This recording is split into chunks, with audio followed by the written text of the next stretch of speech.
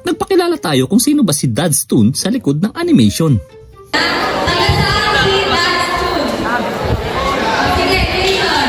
Di ka naman magaling. Di naman kagandahan yung drawing mo, Dads.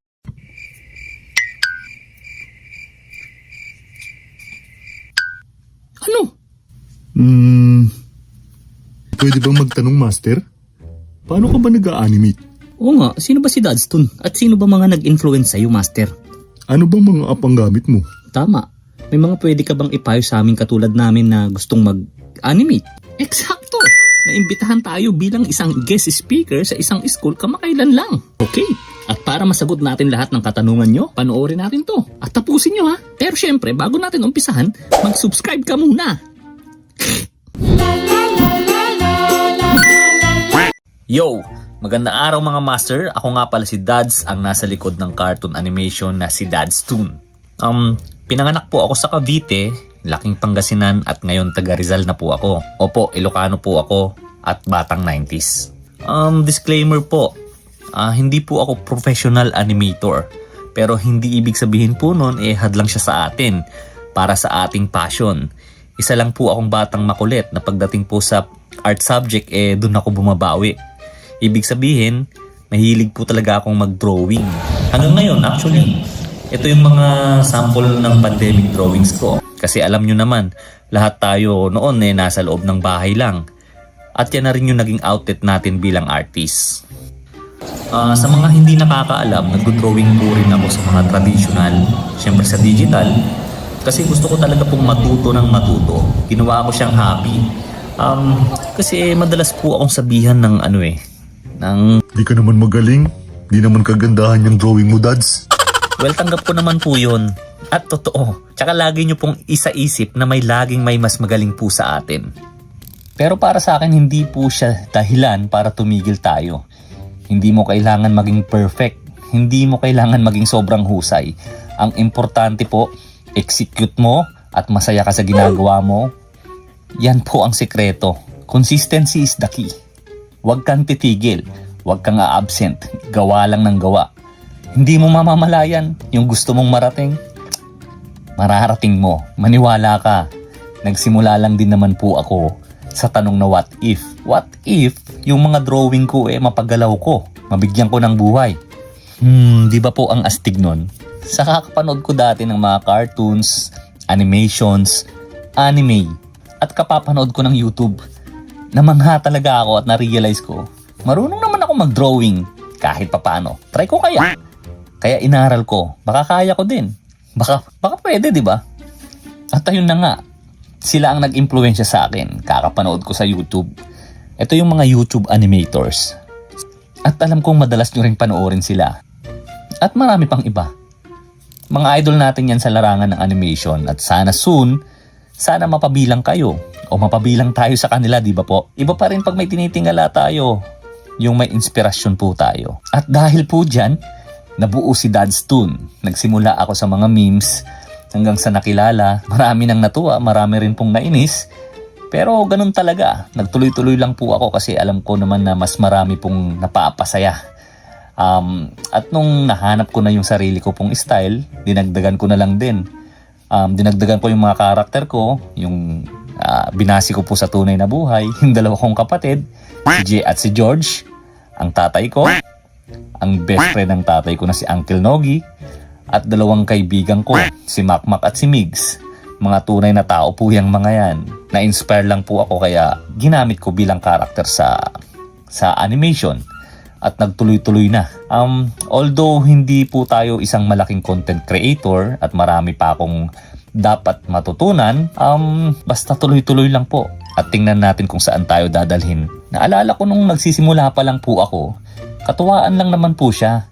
Upload lang ako ng upload kasi nga masaya ako sa ginagawa ko kahit walang nanonood. Then isang araw paggising ko, ang dami ng notification, ang daming reaction ng mga videos ko. Well, di naman lahat nagva-viral pero once na gusto mo yung ginagawa mo, masaya ka sa ginagawa mo, tapos wala kang hinahangad na kapalit, everything will follow. Promise. Hindi siya madali. Ang animation ay hindi madali. Alam nyo yan. Pero yun po yung point ko Kung lahat madali, di sana lahat nandun na. Di ba po? Pero di mo naiisipin ang hirap pag masaya ka sa ginagawa mo. Para lang tayong batang naglalaro at nagdo-drawing. Yun lang yun. Actually, sobrang swerte nga natin sa panahon natin ngayon. Andyan na lahat ng informations. Andyan ang YouTube, si Google, si AI. Kung may pagkakataon nga po na makapag-aral po ulit ako or mag-aral po ako muli ng animations, gusto ko pong mag-aral ulit. Dahil marami pa rin po akong gustong matutunan at marami pa po akong hindi alam sa totoo lang. Di naman natin kailangan ng mga magagarang gadgets para makapagsimula or mamahaling gamit. Kailangan lang natin i-maximize kung ano lang meron po tayo. Cellphone? Yes po, pwede po yun kasi nagsimula din naman po ako sa Android phone. Lahat naman siguro po ng animator nagsimula sa kung ano lang meron po sila. Ito pong unang tips ko sa inyo mga master bago nyo pasukin po ang animation. Ito po yung kailangan nyo gawin kasi ito po yung ginawa ko. Aralin nyo po muna yung 12 principles of animation kasi dyan po lahat nagsisimula.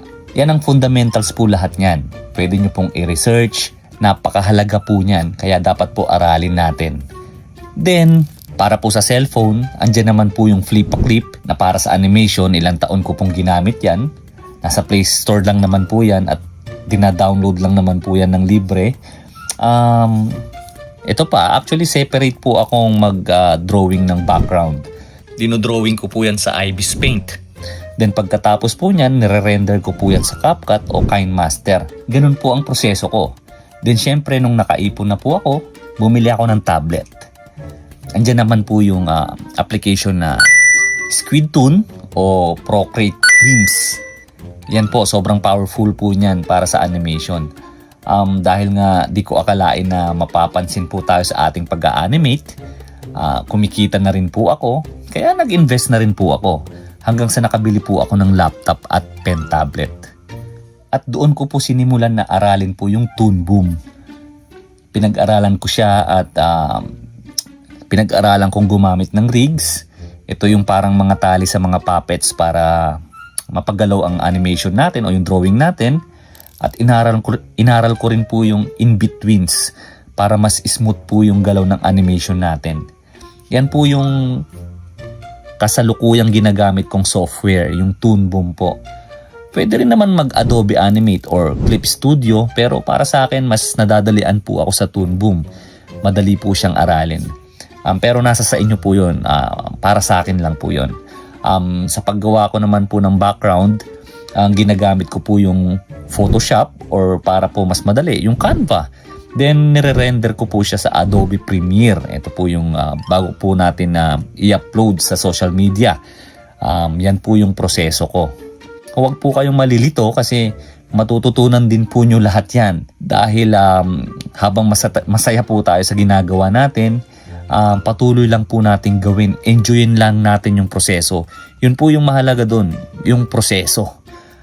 Trust the process, yung nga po ang sabi nila. At di nyo po mamamalayan, nandun ka na.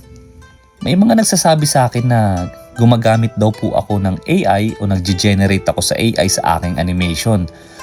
Para lang po sa akin, okay lang naman pong gamitin yung mga AI na yan, yung mga software, kasi isa po yung tool o guide.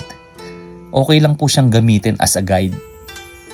Kasi ito po tandaan nyo, ang para sa akin opinion ko po, na oras po na gumawa po tayo ng story o nag-storytelling na po tayo o gumawa kayo ng script, mas okay pa rin pong gamitan nyo ng puso at isip. Kasi ito po yung mga bagay na wala po si AI. Yung magkaroon ng emosyon. Kaya ang sagot ko po sa tanong na kung gumagamit po ako ng AI, hindi po. Hindi po ako gumagamit ng AI sa animation ko. Meron po akong tinitingalang cartoons. Ito po yung mga gawa ni Hayao Miyazaki ng Studio Ghibli. Siya po ang nagsabi ng I will never apply AI art to my work. The art form is an insult to life itself. Yun po ang pagkakasabi niya. Sa aking opinion, ginawa po ang AI para tulungan tayong mga artist para mas mapadali po yung trabaho natin. Gamitin po natin sa tama at huwag po tayong umasa sa AI. Ito ay tool lamang. Pagdating po sa art, hindi dapat tanggalin ang emosyon at puso nito. Para po kasi sa akin, ang animation o paggawa po ng cartoons ay para ipadama po sa ating mga manonood na napakasarap po maging bata at napakasarap pong bumalik sa pagkabata. Yun po ang kahulugan para sa akin. Kasi naniniwala po ako na simula pa lang sa pagkabata natin, mga artist na po tayo o pinanganak po tayong artist. Kung naaalala nyo po, nung bata pa po tayo, tuwang-tuwa nga po tayo pag binibigyan tayo ng crayons o crayola ng ating mga magulang dahil gusto nating kulayan yung mga drawings natin. Paano pa kaya kung mapagalaw natin at mabigyan natin ng buhay yung mga drawings natin? Naniniwala ako yung iba, napabayaan lang. Binago lang po ng sitwasyon ng buhay. Pero para sa akin, buhayin natin yung pagiging artist natin. Isa pang tip, pagdating sa digital o animation, ang pagkakaiba naman iwasan yung gumamit ng matitingkad na kulay. Dahil masakit ito sa mata, lalo sa screen o monitor nila mapapanood ito. Sana makatulong. Tama, kaya gumagamit po ako ng color swatches. At yun na yung ginagamit ko bilang branding ko na rin at pagkakakilala kay Dadstoon. Sana makatulong. Alam ko pong hindi man tayo singgaling ng iba at marami pa po tayong dapat matutunan. Para sa akin, tuloy-tuloy lang po hanggat may isang naniniwala sa'yo. Kailangan po nating magpatuloy. Hindi po yan parang magic na kinabukasan magaling ka na agad. Hindi po ganun yun. Para po yung nagtatanim. Magtanim ka po ng binhi, diligan mo lang po ng diligan ng mahabang panahon at maniwala po kayo, galing po sa akin, aanihin mo po lahat yan. Lahat po ng bungang pinaghirapan nyo pagdating ng tamang panahon. Di ba, Master? Yep, tama yan, Master. Ituloy mo lang. Hindi mo kailangan ng approval ng ibang tao para humusay ka. Gawin mo yan para sa sarili mo, Master. Sana makatulong. Tama po yun, mga Master. So hanggang dito na lang po muna tayo. Sobrang nagpapasalamat po ako sa inyo at sana napasaya ko kayo at kahit papano nakapag-share ako ng experience. Sana nakapulutan nyo po ng aral, mga Master. Sana next time din personal po akong makapunta sa inyo at hindi ko man po masasagot ang mga katanungan nyo. Pero bukas po ang lahat ng aking social media platforms. Type nyo lang po o isearch nyo po Dadstoon at mag-message lang po kayo. Sasagutin ko po lahat yan hanggang sa abot ng aking makakaya. Para po sa mga teachers at students ng ICT, maraming salamat po sa inyo.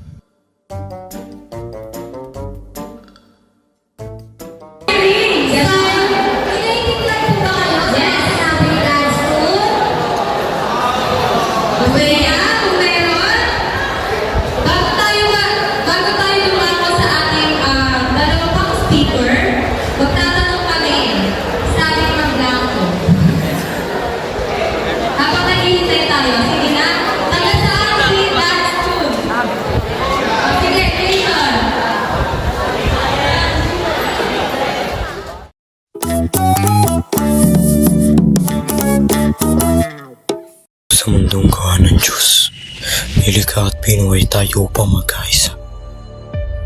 Pinuho ang kalikasan upang tayo'y may tiran.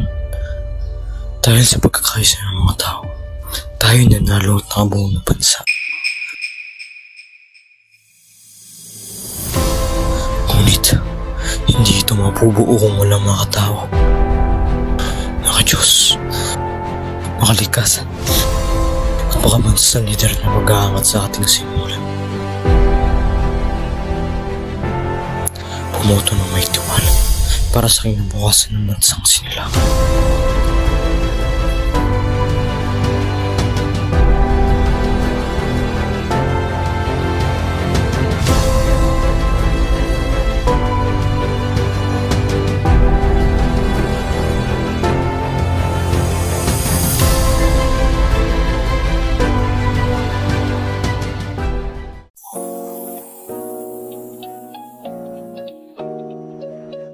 Ngayong darating na eleksyon 2025, ating usisain, paglaanan ng oras at huwag sayangin ang ating mga napaka-importanting boto. Ating piliin ang mabuting pinuno na nagtataglay ng magagandang katangian at may malinis na intensyon. Handang tumulong, handang maglingkod, pinunong taos-pusong nagmamahal sa sambayanan at mapagkakatiwalaan.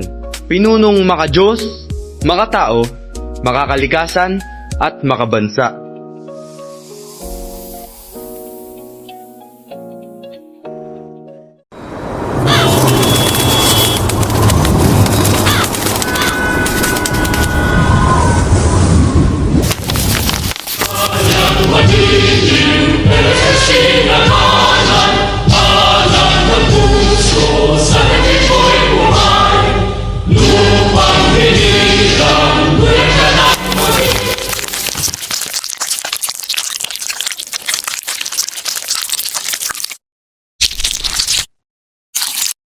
Ngayon darating na eleksyon, ang bawat tao ay may kakayahang bumoto.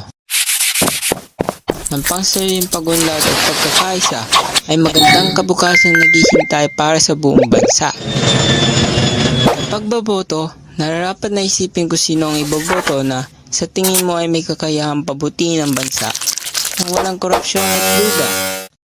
Para sa pagunlad ng kabataan, kalikasan at komunidad, pumili na may takot sa Diyos at may malasakit sa kapaligiran.